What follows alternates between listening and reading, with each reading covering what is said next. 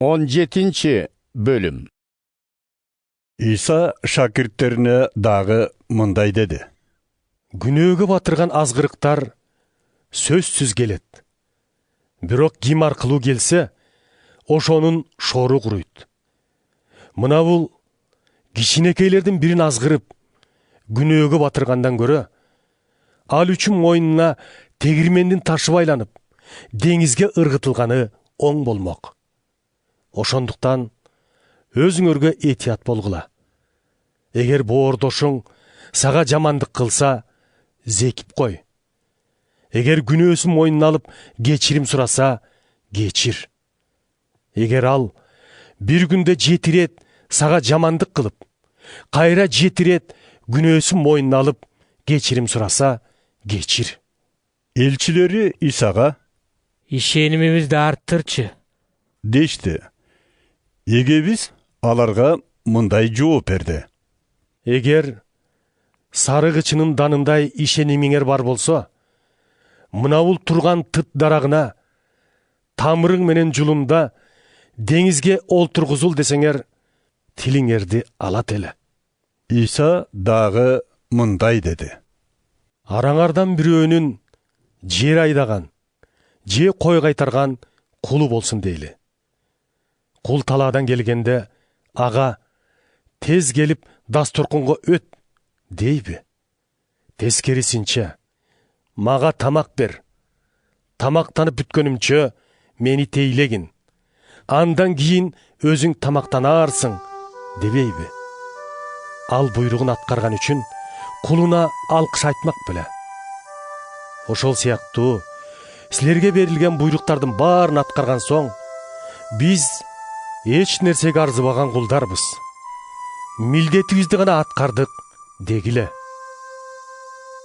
İsa Самария менен Галилея аймактарын аралап өтүп, Иерусалимге жол тартты. Ал бир айылга жакындаганда бес менен ооруган 10 адамга туш болду.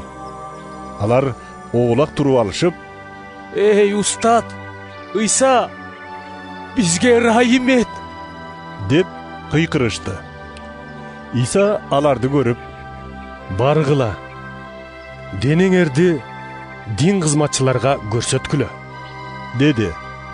Алар жолдо баратышканда денелери пестен айыгып калды.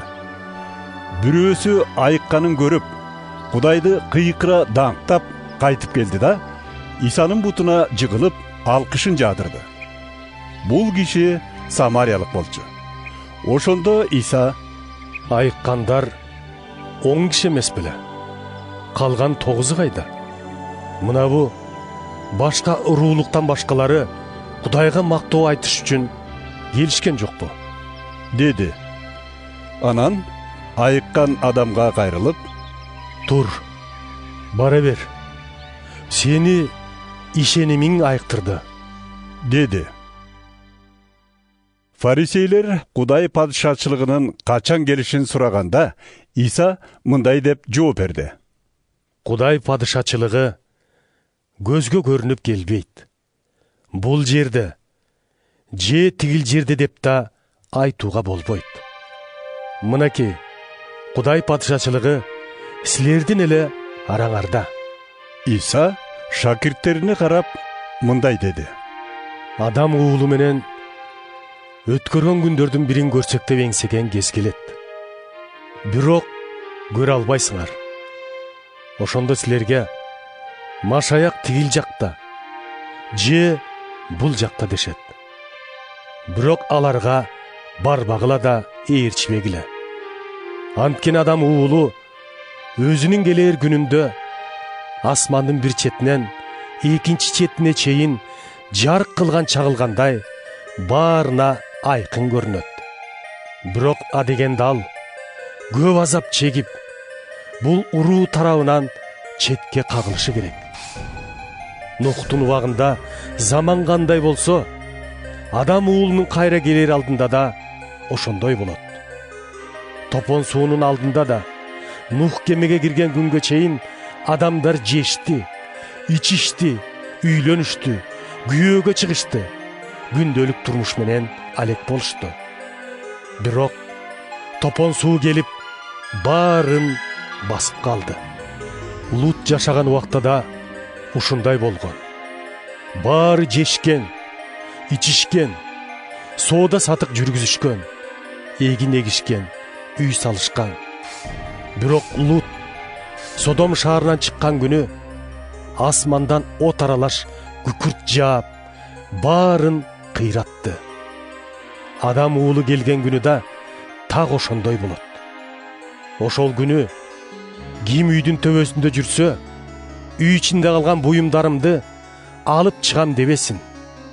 Ким талаада жүрсө, артына кайтпасын. Луттун аялын эстегиле. Жанын сактоого аракеттенген адам жанынан айрылат. Ким жанын Кудай үчүн аябаса, аны сактап калат. Силерге айтып коеюн, ошол түнү бир үйдө жаткан эки адамдын бири алынат, экинчиси калтырылат. Жаргылчак тартып олтурушкан эки аялдын бири алынат, экинчиси калтырылат. Ошондо шакирттери Исадан: Эгебиз, бул кай жерде болот? деп сурашты. Тарп кай жерде болсо, жорларда ошол жерге жыйылаары баарына белгилүү эмеспи? деп жооп берди Иса.